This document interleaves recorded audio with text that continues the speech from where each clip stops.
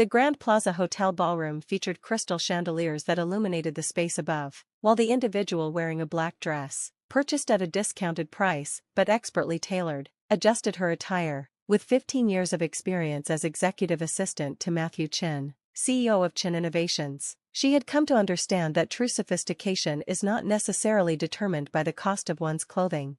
Ashley Chin, the CEO's wife, requested additional champagne from the assistant. Ashley's tone was condescending, a behavior she had consistently displayed since marrying Matthew 3 years prior. She made this request without addressing the assistant directly, instead focusing on conversing with her socialite companions. The assistant politely responded, indicating that she was a guest at the event and suggesting that a server could fulfill the request. However, Ashley dismissed the suggestion, turning to acknowledge the assistant while making a pointed remark about her dress, implying it was not on par with her own high-end attire. Ashley further stated that the assistant was only attending the event because Matthew had extended invitations to all employees, regardless of rank, including those in support staff positions.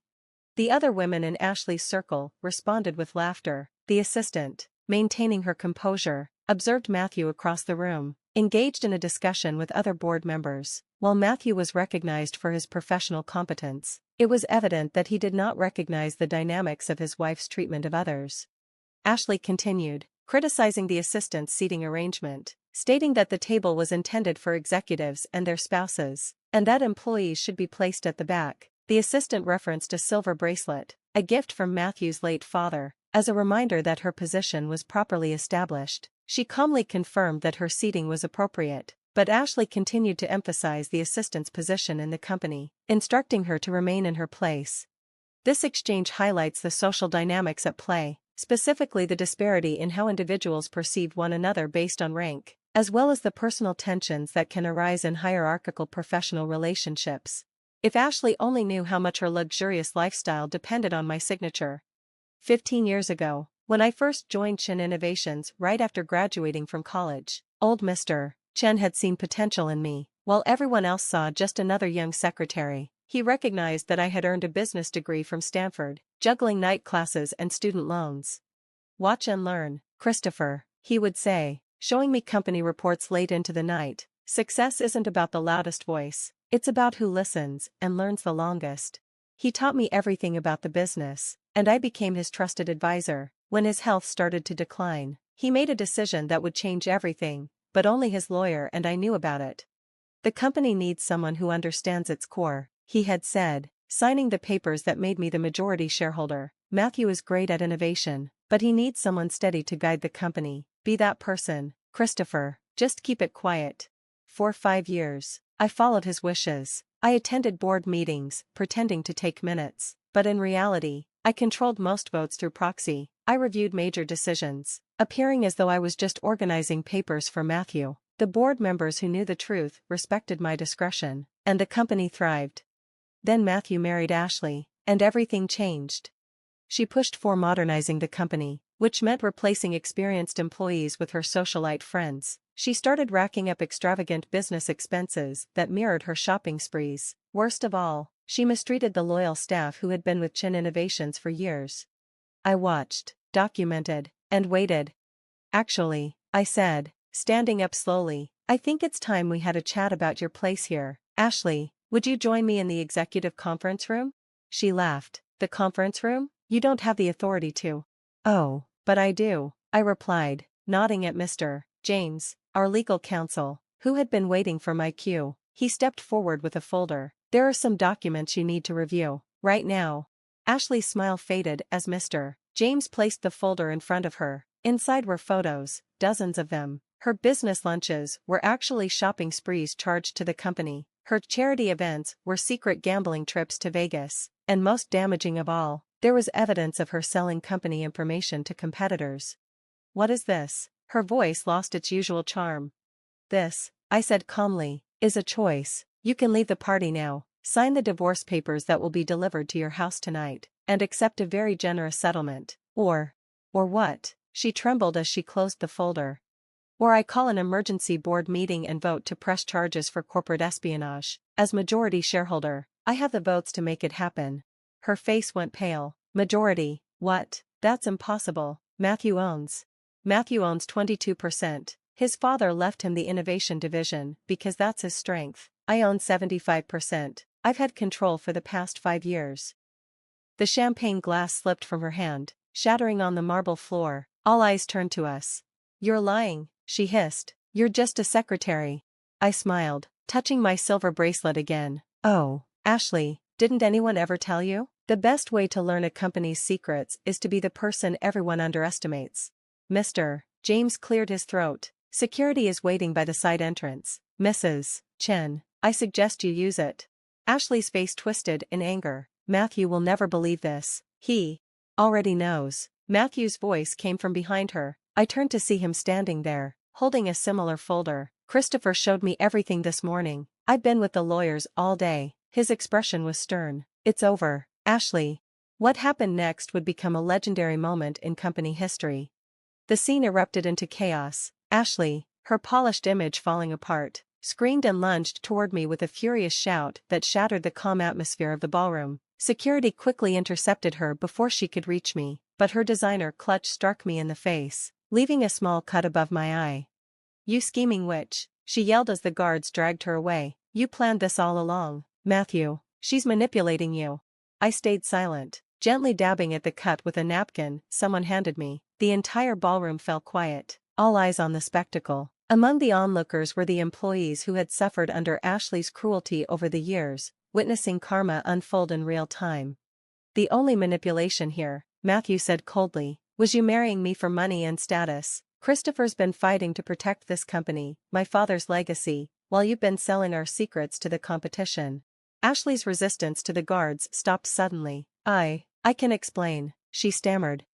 Save it for the SEC, Matthew replied. They've been looking into those offshore accounts you've opened.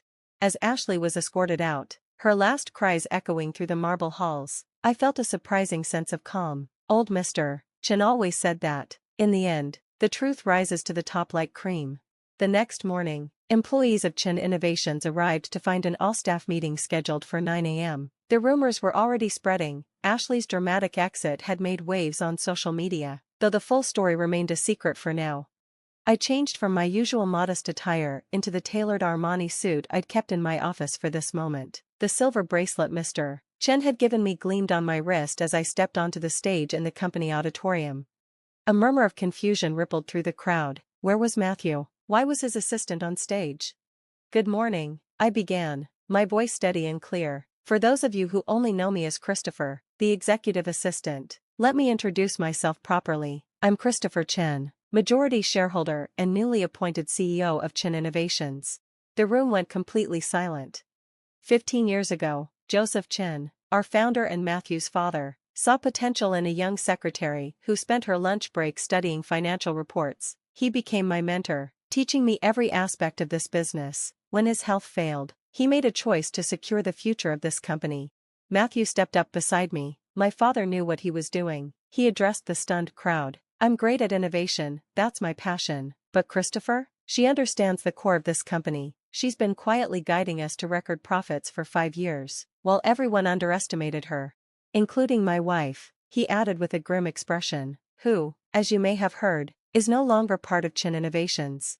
The next hour passed in a blur of explanations, announcements, and a detailed presentation of our new corporate structure. As the crowd's shock transformed into understanding and respect, I noticed the longtime employees, those who had suffered under Ashley, looking at me with newfound admiration. But the real drama was still to come. Later that afternoon, my office, the real one, not the tiny assistant desk I had used for years, welcomed 3 important visitors. First was Ashley's father, the CEO of a rival tech company. Name your price, he blustered, dropping into the chair across from my desk. Everyone has one. Sell your shares, step down, and sign an NDA about Ashley's mistakes. I smiled, recalling all the times he had ignored me at corporate events. Mr. Patterson, your daughter's actions are corporate espionage. The only reason she's not in handcuffs right now is because of Matthew. Don't make me reconsider that, Mercy. He left, pale and speechless. Next was Ashley herself, somehow allowed in by a sympathetic security guard, who was promptly fired. You don't understand, she pleaded, her expensive outfit from the night before now wrinkled and tear-streaked. I had to do it. Daddy's company was struggling. I needed the inside information to save it. We can make a deal. Like the deals you made with Maria in accounting, Susan in HR, all the loyal employees you fired because they wouldn't help you steal company secrets? I pressed a button on my desk. Security, please escort Mrs. Chen out. This time, use the service entrance. The third visitor was unexpected, Joseph Chen's widow, Matthew's mother, whom I hadn't seen since the funeral. I always wondered, she said gently, settling gracefully into the chair. Harry used to come home smiling, talking about his brilliant protege. He said you reminded him of me. I started as a secretary too, before I helped him build his first company. Tears welled in my eyes as she reached into her bag and pulled out a small box. He wanted you to have this, when the time was right, when you finally stepped into the light. Inside was a necklace that matched my silver bracelet, with a simple inscription, to Christopher, who proved that wisdom whispers while ego shouts. The next few weeks were intense. Ashley's attempted corporate espionage made headlines, though we managed to keep the worst details private for Matthew's sake. Her divorce settlement was generous, but came with ironclad NDAs and a permanent ban from working in the tech industry again. Patterson Technologies, her father's company, was investigated by the SEC and eventually filed for bankruptcy. It turned out Ashley's help had only accelerated their downfall. But the real story was how Chen Innovations transformed. I reinstated every employee Ashley had unjustly fired, with back pay and promotions where deserved. The toxic executives she'd brought in were replaced with talented people who had been overlooked, including many who had started in support staff positions. Success leaves clues. I announced at my first official board meeting, and the biggest clue is how someone treats people when they think no one's watching. 1 year later, Chen Innovations' profits had doubled. Matthew, freed from his CEO duties, had developed 3 groundbreaking new products. I also established a foundation that provided scholarships to support staff wanting to earn degrees while working. The annual company party arrived once more, same ballroom, same sparkling chandeliers, but this time, when I entered wearing another simple black dress, though no longer from the clearance rack, every head turned with respect. Ashley's old socialite friends tried to get in good with me, but I seated them at the back. The front tables were reserved for the heart of our company, the loyal employees who had built it, regardless of their titles. Standing at the podium, I touched the silver bracelet and necklace, which served as reminders of where I had come from. Success isn't about power, I said into the microphone, echoing old Mr. Chen's wisdom. It's about empowering others. Position isn't about privilege, it's about responsibility. And true leadership? It's about lifting others up, not pushing them down. In the back, I spotted a familiar face, Ashley, who had sneaked in hoping to stir up drama. But she left quietly when she saw that her old seat at the front table was now occupied by Maria from accounting, wearing a new VP of Finance name tag. Some people said I was too soft, too forgiving of past wrongs, but as old Mr. Chen taught me, the best revenge isn't about destruction, it's about construction, building something so beautiful and strong that those who doubted you can only watch in awe. And from his portrait on the wall, Joseph Chen smiled down at his legacy, not just a successful company, but a lesson in looking past titles to recognize true worth. The assistant had become CEO, but more importantly, she had become what he had always seen in her, a leader who understood that real power doesn't come from demanding respect, it comes from deserving it.